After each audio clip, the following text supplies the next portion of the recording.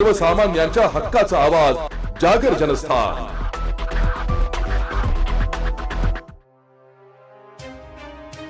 येवला शहरासह संपूर्ण तालुक्यात 77वा प्रजासत्ताक दिन उत्साहात आणि देशभक्तीपूर्ण वातावरणात साजरा करण्यात आला। तालुक्याचा मुख्य शासकीय ध्वजारोहण सोहळा तहसील कार्यालयाच्या प्रशासकीय संकुलात आवारात दिमाखात संपन्न झाला। शिस्तबद्ध संचलन आणि मानवंदना उपविभागीय अधिकारी बाबासाहेब गाढवे यांच्या हस्ते मुख्य ध्वजारोहण करण्यात आले।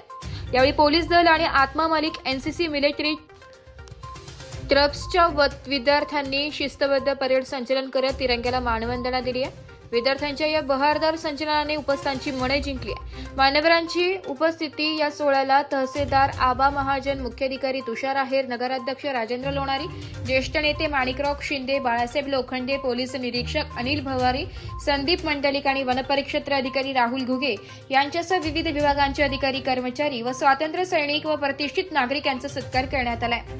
कार्यक्रमाची सांगता भारत माता की जयच्या घोषणाने झाली, ज्यामुळे संपूर्ण परिसर देश प्रेमाने भारावून गेला होता।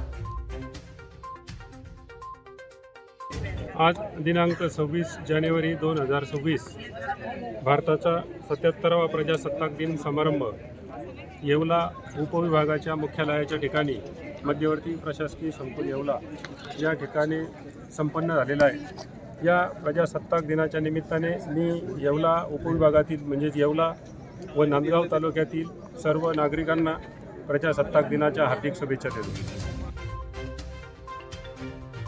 जागर जनस्थानसाठी प्रतिनिधी सचिन वखारे, येवला।